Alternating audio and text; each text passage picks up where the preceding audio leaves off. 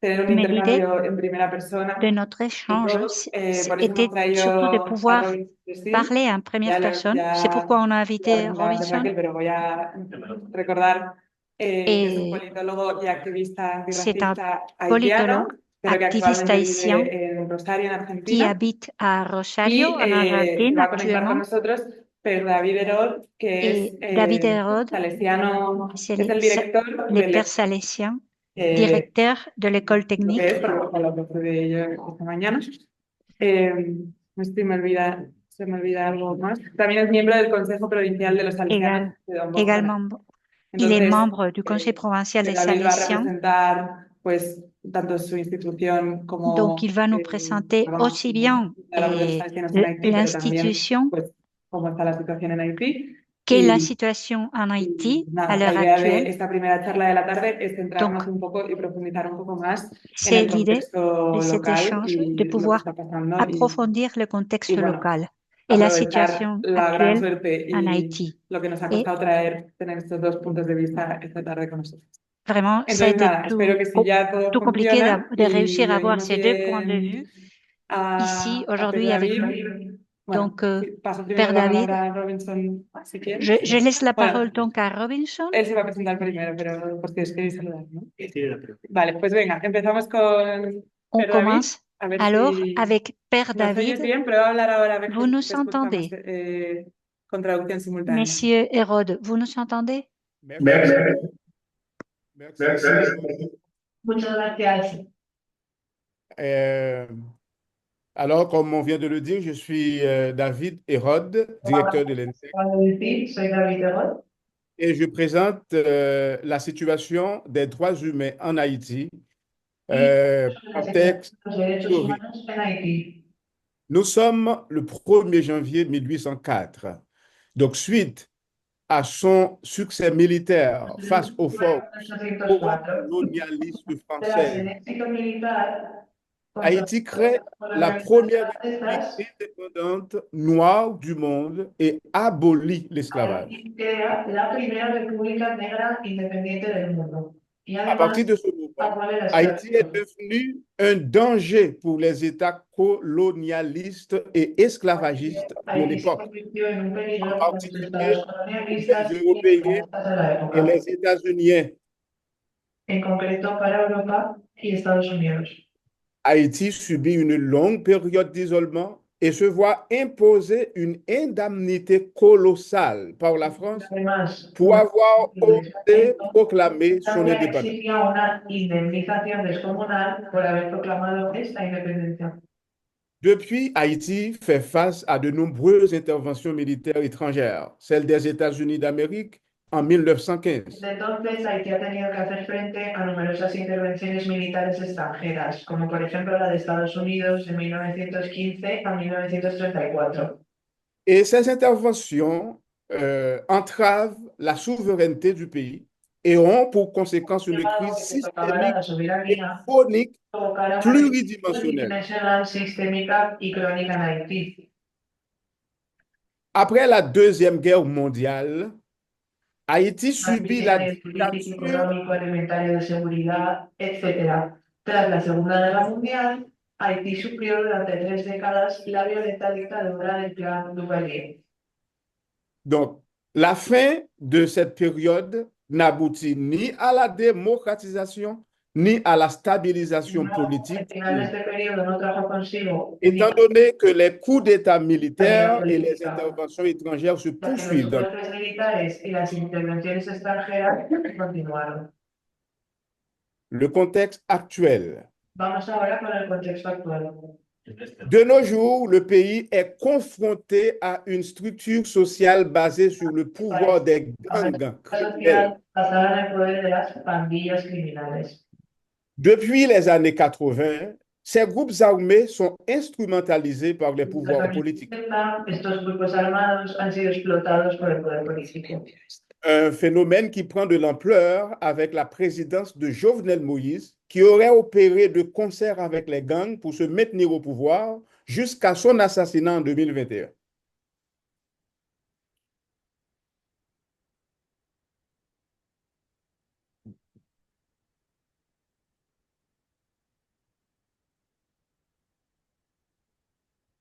Les Haïtiens sont terrorisés par des gangs qui tuent, qui violent, qui pillent et contrôlent plus de 80% de la capitale, ainsi que les routes nationales. Les habitants des villes se réfugient sur des places publiques où les femmes et les filles sont violées et les gens sont obligés de fuir le pays.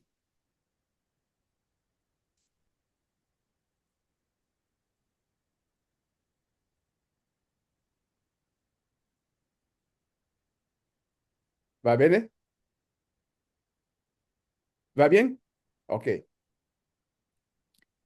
Selon les chiffres du Bureau intégré des Nations Unies en Haïti, BINU, 815 homicides et 637 enlèvements ont été enregistrés au cours du premier trimestre 2023. Selon un rapport de l'organisation haïtienne Fondation J'éclairé, Fondation Ojos Abiertos, entre juillet 2021 et avril 2023, sous le pouvoir d'Ariel Henry comme Premier ministre, 2845 personnes ont été violemment assassinées, dont 84 policiers. Le Réseau national de défense des droits humains, RNDDH, a enregistré pour sa part 1005 personnes enlevées en 2022. Leur nombre serait encore beaucoup plus élevé. Les enlèvements constituent un instrument politique visant à terroriser la population et bloquer ainsi la mobilisation populaire.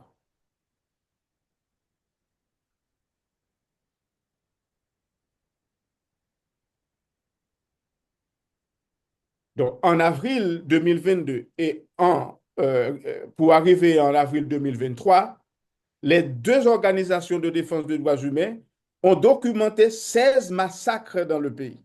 Selon les chiffres de l'ONU d'avril 2023, Haïti compte 130 000 personnes déplacées à l'intérieur de Port-au-Prince. Voyons le cas des paysans. L'agriculture haïtienne est principalement une agriculture familiale de montagne. 80% du territoire est en zone montagneuse. Le secteur agricole couvre seulement 25% du produit intérieur brut et seulement 48% des besoins alimentaires de tout le pays. Les paysans sont de plus en plus obligés d'importer des produits alimentaires à bon marché. Cela n'est pas bon pour le pays car cela tue la production nationale. Cette situation entraîne un exode rural sans précédent, creusant la misère dans les villes et alimentant la violence des gangsters.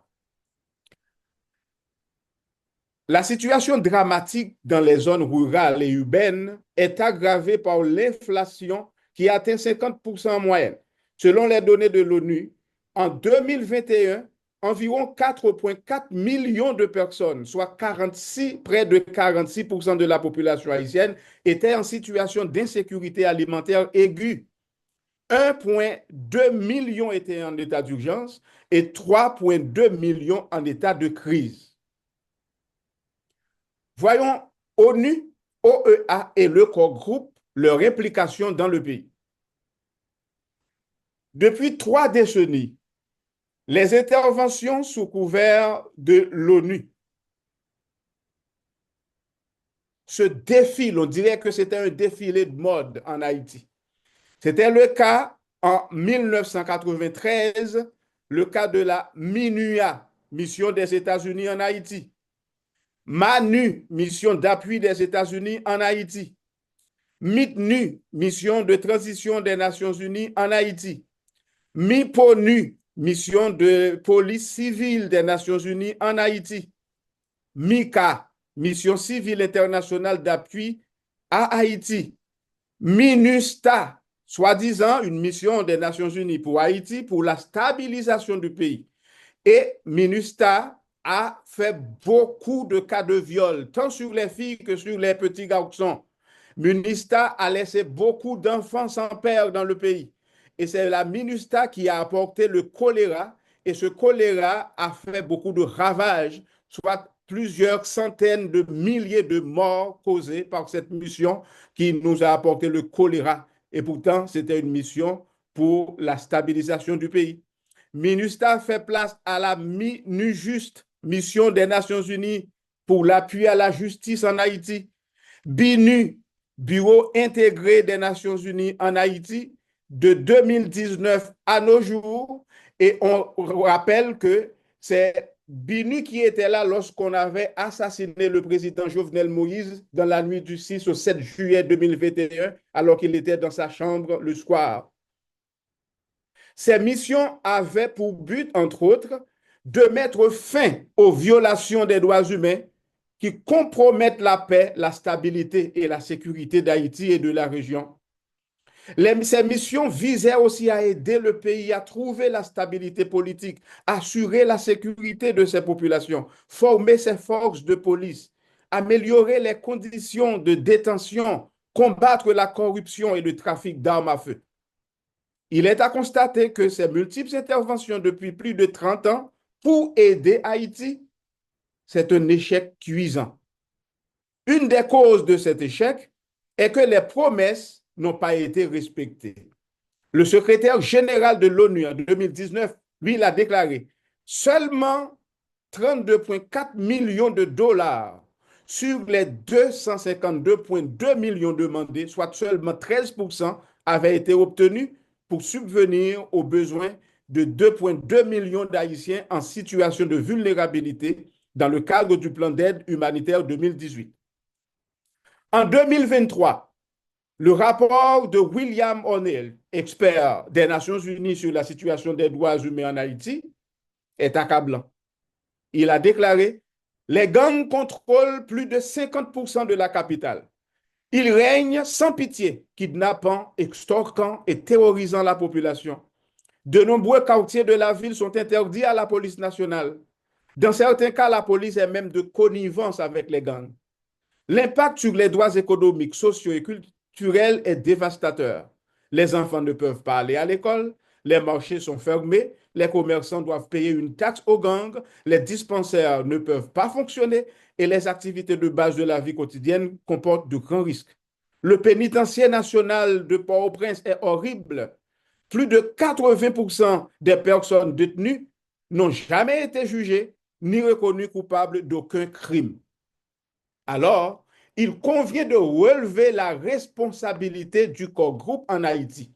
Et le corps groupe est formé par les États-Unis, le Canada, la France, le Brésil, l'Espagne, l'Allemagne, l'Union européenne, l'ONU et OEA, Organisation des États américains.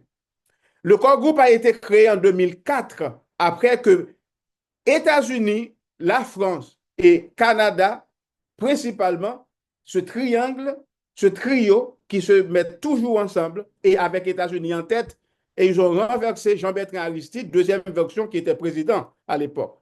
Ce corps groupe a fortement depuis influencé les affaires politiques et économiques du pays jusqu'à nos jours. Soutenu par le dit corps groupe, le gouvernement provisoire d'alors, de Ariel Henry, dirige de facto le pays contre la volonté du peuple. Et parmi les démarches du corps groupe figure le changement de la constitution du pays sans consensus national ou populaire, ce qui réduit la participation de la population dans les affaires du pays. Donc, la mise sous tutelle du pays bafoue les droits à l'autodétermination, à la vie et à la dignité du peuple haïtien. Voyons la situation maintenant en 2004. En 2024 alors. En 2024, plus de 80% de la capitale sont occupés et contrôlés par des gangs. Au début du mois de mars, les gangs ont lancé des attaques coordonnées, ciblant des infrastructures clés de l'État, notamment des commissariats de police et deux des principales prisons de Port-au-Prince. Les gangs lancent régulièrement des attaques ciblant le palais présidentiel, occasionnant des affrontements meurtriers avec la police nationale. Au cours du premier trimestre de 2024. Quelques 3000 personnes ont été tuées ou blessées du fait de la violence des gangs, soit une augmentation de plus de 54% par rapport à la période précédente. De violents affrontements entre les deux principales coalitions de gangs ont entraîné des massacres de civils, des pillages et des incendies de maisons. Vous voyez le chaos qui existe dans le pays, avec les gangs dans les rues, et ils font ce qu'ils veulent, ils commandent en maître. La police nationale d'Haïti, soutenue par un embryon des forces armées d'Haïti, a déployé d'immenses efforts pour contenir la spirale de violence. Or, la gravité de la crise actuelle ne fait que souligner les lacunes structurelles du pays, ainsi que le besoin urgent d'une force armée internationale robuste. La directrice exécutive de l'Office des Nations Unies contre la drogue et le crime, Mme Galawali, a elle-même noté que les deux principales fédérations de gangs, Genève et GPEP, ont uni leurs forces afin de mener des attaques contre les prisons de Port-au-Prince, libérant ainsi plus de 4600 détenus, dont de puissants chefs de gang. Mme Maria Isabel Salvador, la chef du BINU, a elle-même constaté la détérioration de la situation des droits humains et l'aggravation de la crise humanitaire en évoquant une spirale de violence dramatique sans précédent et sans fin dans le pays. Pendant ce temps, seuls 8,1% des 674 millions de dollars requis par le plan de réponse humanitaire 2024 pour Haïti ont été financés. Actuellement, un conseil présidentiel de transition CPT de 9 membres, issus des principaux partis politiques du pays, dont 7 ayant droit de vote, mène la transition aux côtés du Premier ministre après la démission forcée de Ariel Henry, qui depuis lors vit aux États-Unis. Le mandat non renouvelable du Conseil présidentiel de transition prendra fin le 7 février 2026, date à laquelle le nouveau président du pays devrait être investi. Selon les statistiques du ministère de la Sécurité intérieure, jusqu'à la fin du mois de juin 2024, plus de 194 027 Haïtiennes et Haïtiens, y compris plusieurs milliers de policiers, ont laissé le pays dans le cadre du programme humanitaire Parole, offert par l'administration Biden, indique Miami Herald, sans compter d'autres programmes facilitant le départ massif, fuite de cerveau des Haïtiens vers l'étranger, notamment vers le Canada. Depuis mars 2024, vous voyez, les Haïtiens qui se déplacent à l'intérieur du pays, parfois ils sont expulsés de la République dominicaine et ils se dirigent vers l'aéroport, ils prennent l'avion et arrivent chez Biden. Certainement, ils ne vont pas revenir. Fuite de cerveau pour appauvrir, pour tuer le pays davantage. Depuis mars 2024, plus de 600 000 Haïtiennes et Haïtiens sont déplacés à l'intérieur du pays, soit une augmentation de 60% par rapport à l'année précédente, selon l'Organisation internationale pour la migration. Malgré la demande répétée pour une mission armée robuste dans le pays pour résoudre le problème, seulement 400 policiers kenyans sont sur place depuis le 25 juin 2024 aux côtés de la police nationale, soutenus largement par l'administration Biden en logistique sans l'envoi de troupes armées.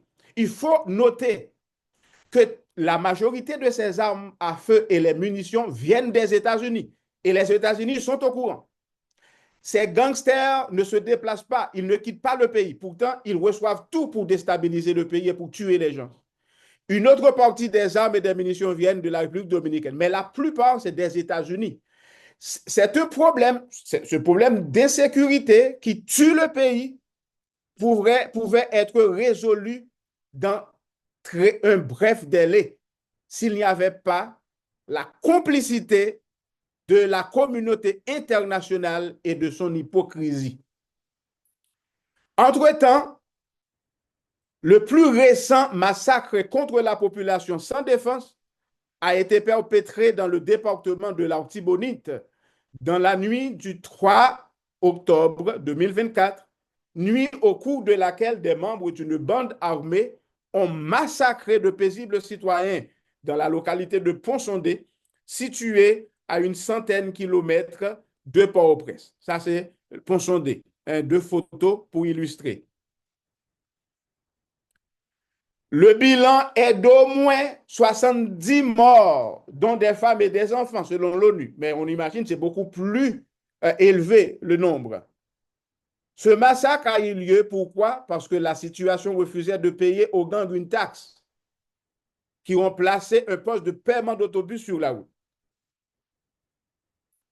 Maintenant, je vais vous faire visualiser une courte vidéo de moins d'une minute des actions, quelques actions des gangsters en Haïti.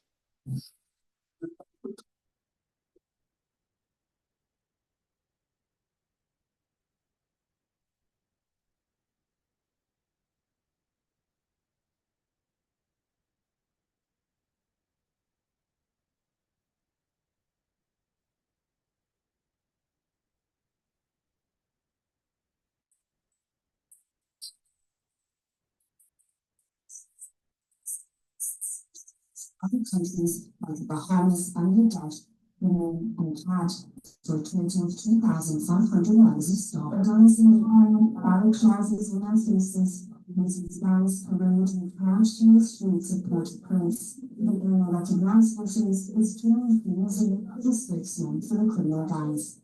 He has condemned the arrival for foreign intervention mission on the territory Tuesday. Donc, voilà. Donc, ils ont exhibé de l'argent qu'ils ont volé et l'argent qu'ils ont eu dans les kidnappings. Et puis bon, exhiber, c'est toujours comme ça, ils contrôlent les rues, ils font tout ce qu'ils veulent. En conclusion, Haïti souhaite la fin du néocolonialisme en Haïti, l'hypocrisie et l'ingérence internationale. Et Haïti plaide pour une vraie solidarité des nations à tous les niveaux, visant à la stabilisation sécuritaire, politique, économique et le retour à la démocratie effective dans le pays par des élections libres et transparentes qui reflètent la volonté du peuple haïtien sans l'ingérence des puissances soi-disant amis d'Haïti. En effet, ils sont des véritables cancers et de vrais ennemis. Lorsqu'ils se déclarent, ces pays-là, amis, ils sont en effet des ennemis. Il est à noter que les dernières élections en Haïti remontent à 2016. Le peuple haïtien souhaite que le Conseil des droits humains et tous les États membres de l'ONU, en particulier ceux qui sont impliqués dans des interventions en Haïti, de mettre fin aux ingérences dans les affaires internes du pays. Le corps groupe doit cesser toute ingérence et laisser les institutions démocratiques légitimes, les mouvements sociaux et les organisations politiques prendre les mesures nécessaires pour remettre le pays sur le chemin de la paix et de la démocratie. Respecter leurs engagements internationaux en matière de droits humains et protéger les droits de la population haïtienne, en particulier les droits économiques, les droits sociaux et culturels des franges les plus vulnérables de la population, ainsi que le droit à l'autodétermination du peuple haïtien. Contribuer au processus de transition démocratique, commençant par la mise en place d'un gouvernement de transition avec une feuille de route claire et précise, devant créer les conditions optimales pour l'organisation des élections libres et démocratiques. Et, en urgence, l'envoi d'une force internationale robuste, parce que ces gangs sont des terroristes. La police nationale et ces Kenyans ne peuvent pas résoudre le problème avec ce type d'armes qu'ils ont. Ainsi donc, nous sommes arrivés là et je vous remercie beaucoup. El micrófono de Zoom apagado.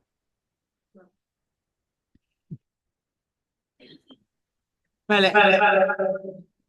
Sí. Espera, que no se revele. Bien, Ahora. Yo decía que el padre David hizo un pantallazo de la situación actual de Haití, Je disais que le père David nous a montré ¿verdad? un aperçu de la situation actuelle Parte de la sociedad haitiana. et No, une partie de la société todos los haïtienne. gobiernos lo quieren mencionar a la hora de tomar decisiones. Es hablar de la diáspora haitiana. A Et il veces, faut parler, tenir compte de la diaspora haïtienne. en Haití, ¿qué hacen los haitianos? O los haitianos que no Qu'est-ce están, los qu'est-ce que les gens d'Haïti font? aunque esta palabra diáspora en el imaginario haitiano Si le mot es más que nada diaspora para los haitianos que viven en Estados Unidos.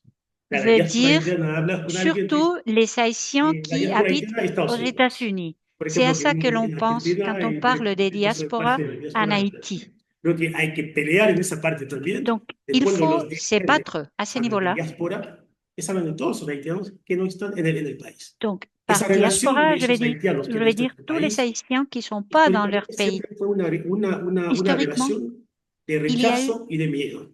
une relation de Esto es, rejet por et ejemplo, de porque los peur dirigentes haitianos que C'est están le en cas Haití contre tienen les miedo de esa dirigeants categoría. haïtiens.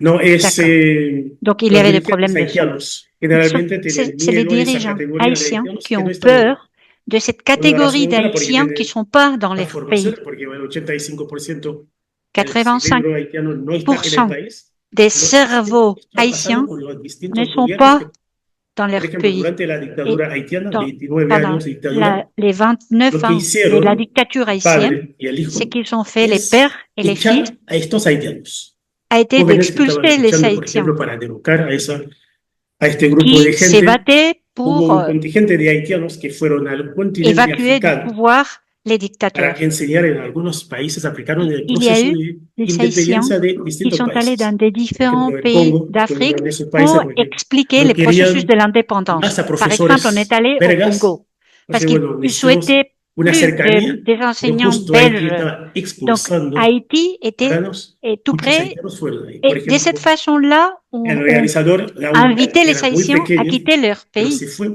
con su familia. Un Donc, haitiano, por ejemplo, es un Haïtien qui est miembro de parti la avec sa Academia famille, Francesa, un un escritor membre de muy l'Académie famoso en française, Canadá, un écrivain très Daila connu Feria, au Canada, estuvo en Daila ese grupo Feria, también, jóvenes haitianos que dejaron. qui faisait En Argentina partie aussi tenemos de el ces groupes caso qui a quitté son pays. Aussi de en un haitiano, Argentine, Henri, que hace más de les cas 45 d'un autre años que Haïtien vive en Argentina. qui habite depuis Uno plus de de esos jóvenes 45 que estaban luchando en contra de la ans dictadura, en Argentine. C'est su un de familia ces lo tuvo jeunes que qui s'est battu echar contre la del dictature país. et Pero, donc sa famille a ¿qué quitté le pasa cuando pays. se acabó la dictadura? Mais qu'est-ce qui se Ningún passe gobierno quand haitiano la tuvo dictature una finit? política pública para decir, Aucun tenemos gouvernement tantas personas fuera del a país, mis en tenemos que tratar place de une que a esa gente politique que pour dire revuelvan a su país qu'est-ce para qu'on poder fait enseñar. avec ces personnes Algunos qui ont sí de quitté esas leur pays. personas volvieron Certaines solos, personnes pero sont en retournées general toutes seules. encontraron un país totalmente Ils sont destruido y las retrouvés un puertas pays cerradas, détruit avec les porque portes los fermées. políticos tienen ese miedo. Parce que Algunos de le ellos tuvieron politicien que avait incursionar peur en el ámbito de ces político, retours. pero Donc no les pudieron, fonctionnaires, les pudieron hacer muchas politiciens, cosas. les Y gouvernements esto sigue hasta el día de hoy. pourraient faire Pero lo beaucoup que de pasa choses, mais con esas le medidas problème, c'est es que que ce no n'est quieren sûr, a los haitianos del c'est extranjero, qu'ils no le ne quieren souhaitent para pas participar en los asuntos que les políticos. Haïtiens de Pero si l'étranger cuando hay viennent campañas, participer dans les affaires vas a politiques ver que todos en los Haïti. dirigentes haitianos o Tous políticos les van a dirigeants viajar a Estados haïtiens, Unidos, a Francia, a Canadá, quand para ils vont encontrar a la comunidad aux haitiana, États-Unis, en así France, en para Canada, recaudar fondos. vont rencontrer la diaspora, La la otra parte communauté que aporta haïtienne, esa diáspora haitiana también seulement pour es obtenir, el dinero recueillir que de fonds. mandan esas C'est familias. l'argent, la seule chose qui Yo siempre digo, importe soy par rapport à ces familles qui habitent à una l'étranger. de esas personas Et que, moi, je por suis suerte, l'une de mi ces madre pudo personnes. salir del país. Quand j'ai quitté Al les vivir pays, en el extranjero, ella nos pudo dar je una suis vida allée totalmente habiter à diferente. l'étranger et je vis Hoy en día hay une muchos vie haitianos que absolument différente. están haciendo el À esfuerzo l'heure para actuelle, sobrevivir gracias a la il y familia a que tienen fuera del beaucoup país.